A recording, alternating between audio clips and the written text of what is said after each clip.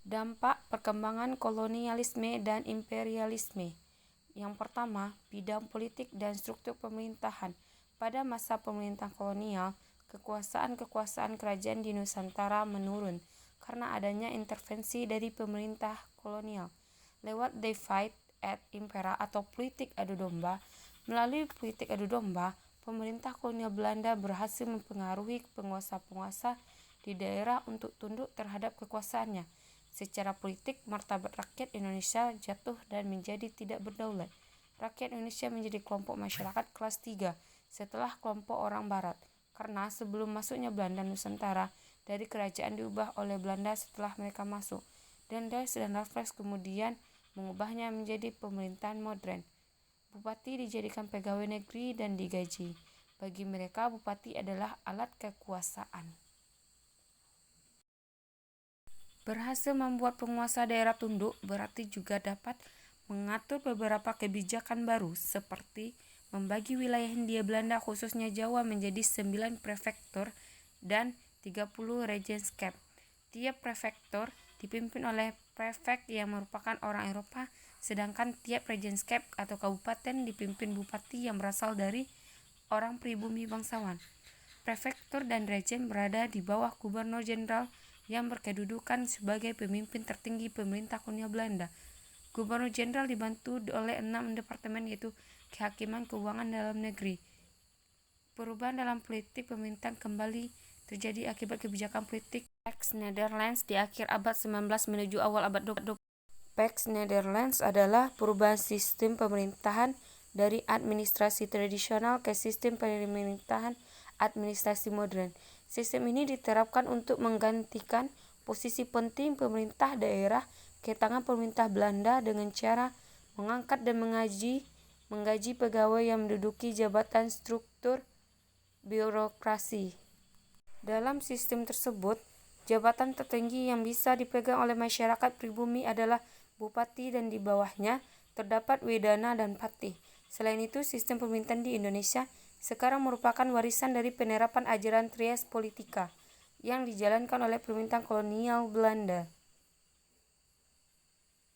Yang kedua yaitu bidang ekonomi.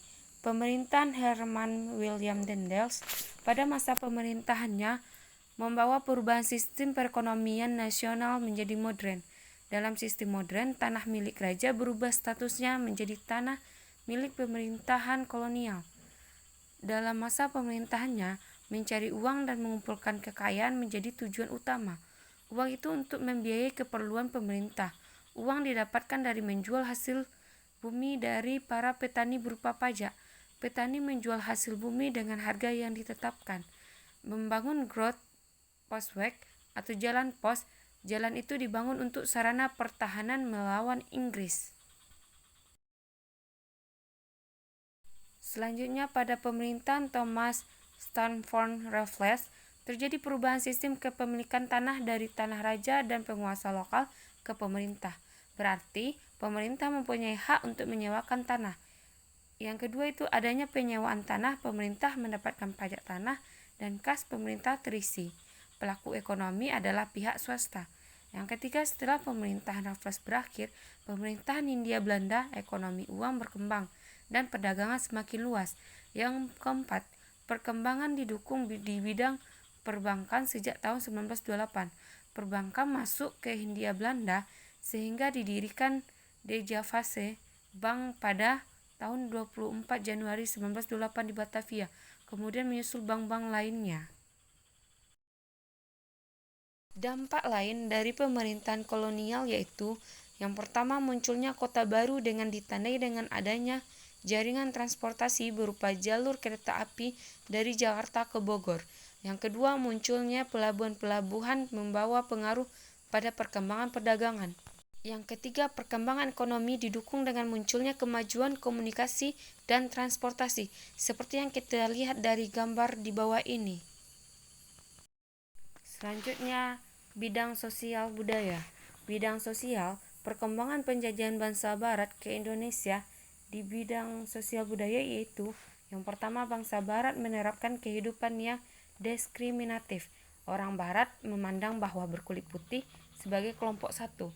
kaum timur asing kelompok 2, dan kaum pribumi dipandang kelompok 3 atau kelas yang paling rendah.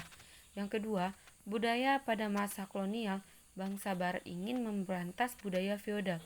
Belanda berhasil menggeser hak-hak istimewa para penguasa pribumi.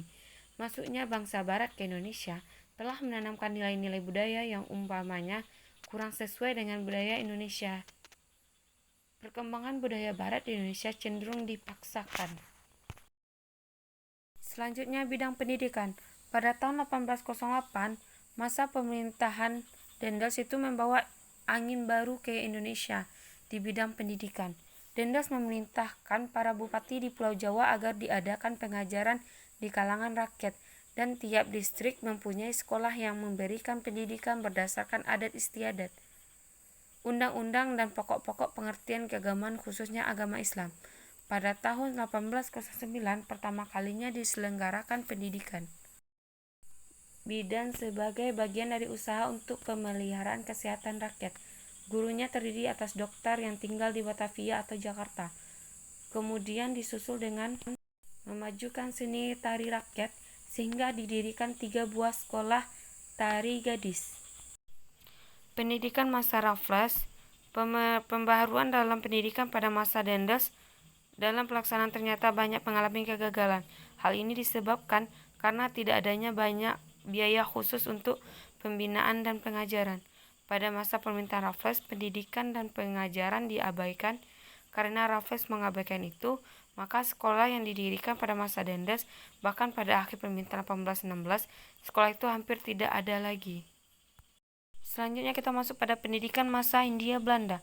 Sejak tahun 1816, kekuasaan atas Pulau Jawa kembali ke tangan pemerintahan Belanda.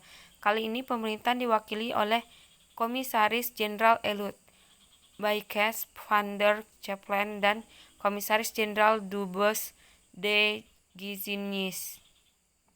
Para penguasa tersebut sama-sama berkeinginan untuk melanjutkan usaha Dendels dalam bidang pendidikan. Ada beberapa tingkatan pendidikan yang menjadi peluang bagi pengembangan kelompok masyarakat pada masa pemerintahan kolonial Belanda. Tingkatan pendidikan itu mulai dari pendidikan rendah sampai pada tingkatan pendidikan menengah.